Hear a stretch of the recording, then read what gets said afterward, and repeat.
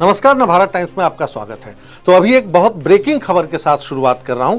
तारीख 27 अगस्त की, और हमारा जो चंद्रयान का रोवर है प्रज्ञान, उसका एक ताजा फोटो, वीडियो नहीं फोटो इसरो ने जारी किया है। आपको स्क्रीन पर दिख रहा होगा, उसके पदचाप दिख रहे हैं और उसके आगे क्या है। हमारा रोवर प्रज्ञान चहलकदमी कर रहा था चंदा मामा के ऊपर सतह पे, और उसको अचानक दिखता है 4 मीटर डायमीटर का गड्ढा, यानी 4 मीटर का उसकी परिधि थी। और जब उसने देखा प्रज्ञान ने, तो उसकी दूरी उस गड्ढे से 3 मीटर के आसपास थी। फिर क्या होता है, इसरो के कमांड सेंटर से कमांड दिया जाता है कि भाई रास्ता बदल लो।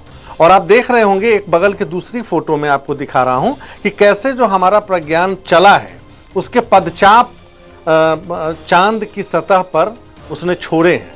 और ये एक सुखद तस्वीर, इसरो बार बार ये कहता रहा है कि सबसे बेहतर तस्वीर चांद की अगर अब तक किसी ने दी है तो चंद्रयान 3 के लैंडर और रोवर में लगे हुए तमाम मॉड्यूल्स हैं, और तो चंद्रयान 3 खुद ऑर्बिटर में चक्कर लगा रहा है, उसने दिए हैं। ये बहुत इंटरेस्टिंग है। अच्छा, दूसरी चीज ये भी आपको बता दूं, एक वीडियो मैंने परसों तरसों शेयर किया था, जिसमें हमने बताया था तमाम चीजें कि गया है तो क्या क्या करेगा।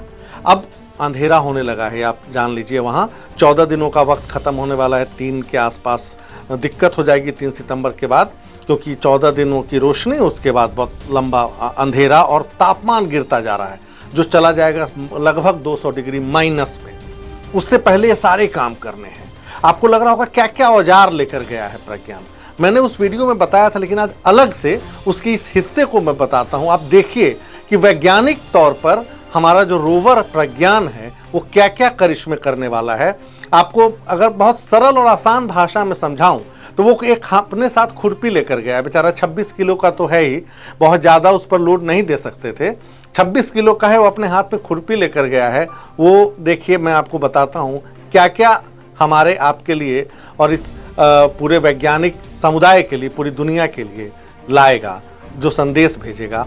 और एक चीज और, एक क्लैरिटी जो हर जगह चल रहा है, कुछ लाएगा नहीं, सॉरी, वो सिर्फ अध्ययन करेगा वहीं, और वहीं से रिले करेगा हमको यहाँ इसरो के कमांड सेंटर में। उसके वापस लौटने की कोई संभावना नहीं है। ऐसा भी हो सकता है कि जब -200 डिग्री सेल्सियस तापमान हो, वो वही नष्ट हो जाए। एक चमत्कार ही होगा कि जब फिर से उजाला छाएगा उस सतह पे, साउथ पोल पे चांद के, और जब फिर से गर्मी तापमान बढ़ेगी, जैसे अभी 50 डिग्री सेल्सियस में उतरा, थर्मामीटर लगाया, खुरपी के अलावा थर्मामीटर लेकर भी गया है, वो तापमान भी दिखाया, देख लीजिएगा, यहाँ पे इसरो ने बताया कैसे। तो चमत्कार होगा अगर वो फिर से जिंदा हो जाए। मौत उसकी वहीं तय है, लेकिन वो ऐसा काम करके जा रहा है, ऐसा काम कर रहा है अभी, जिससे हमारा आपका सबका सीना गर्व से चौड़ा हो जाएगा। देखिए ये वो हिस्सा। तो ये साफ है कि हमारा मकसद भी चांद पर कब्जे का नहीं है। हाँ, हम वहां पहुंचे हैं जहां खजाना छिपा है। इसे खोजने के लिए और चांद पर जो भी खास है उसे सूंघने के लिए विक्रम और प्रज्ञान से कनेक्ट हैं 6 पेलोड, वो सक्रिय हो चुके हैं। अब पहले इनके बारे में जान लेते हैं, फिर चांद पर क्या मिलेगा ये भी बताएंगे। पहला, रंभा।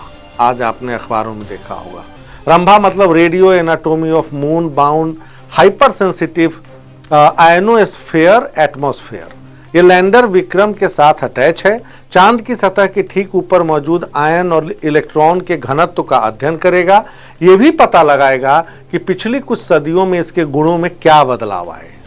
दूसरा है चेस्टी, यानी चंद्राज सरफेस थर्मोफिजिकल एक्सपेरिमेंट। चांद की सतह के थर्मल गुणों का अध्ययन, मतलब कि ऊष्मा से जुड़े सवालों के जवाब।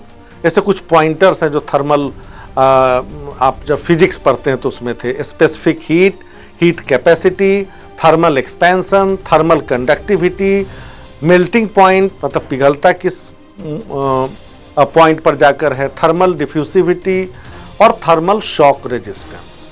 तो इन चीजों का पता लगाएगा हमारा ये जो पेलोड है। तीसरा है ILSA, instrument for lunar seismic activity. जहां विक्रम लैंड हुआ है उसके आसपास भूकंपीय पैटर्न कैसा है। इल्सा के पास खुरपी जैसा औजार भी है जो सतह की परत खुरचकर उसके गुणों का अध्ययन करेगा। यह काम इल्सा करने वाला है। चौथा पेलोड LRA यानी लेजर रेट्रो रिफ्लेक्टर एरे, ये शांत होकर एकदम पूरे मून सिस्टम की बारीकियां भांपेगा और पूरी दुनिया को इसके राज बताएगा। पांचवा है LIBS laser induced breakdown spectroscopy. ये रोवर प्रज्ञान के साथ अटैच है, चलेगा, ये मतलब चल रहा है उसके साथ। ये पता लगाएगा कि चंदा मामा के गर्भ में कौन कौन से खनिज पदार्थ दबे हैं, ये आगे बताऊंगा भी। छठा APXS alpha particle X-ray spectrometer, ये भी रोवर के साथ है। लैंडिंग साइट के आसपास मौजूद पत्थरों और मिट्टी के भौतिकीय गुण क्या हैं, इसका ये पता लगाएगा।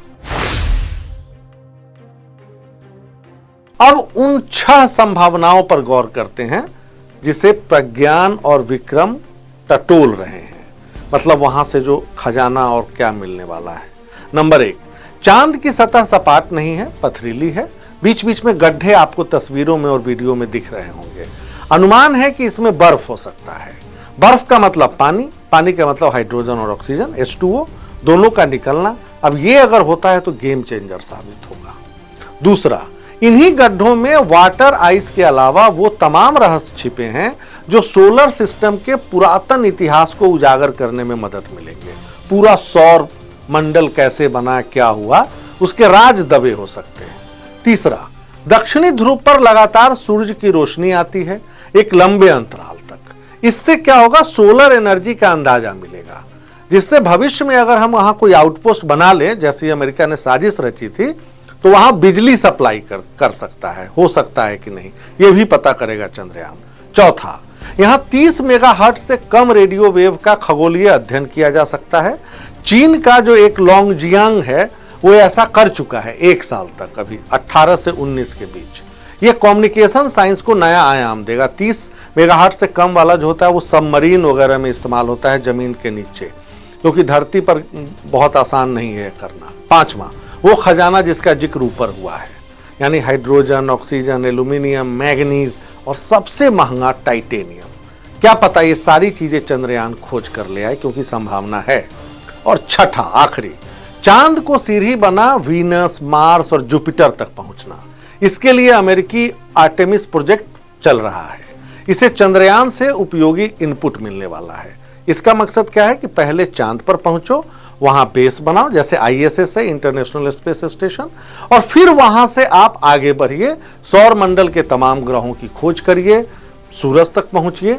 ये इसका छठा हमारा जो मकसद है वो पूरा कर सकता है चंद्रयान। आज के लिए इतना ही, सोमवार को फिर मिलेंगे, तब तक के लिए नमस्कार।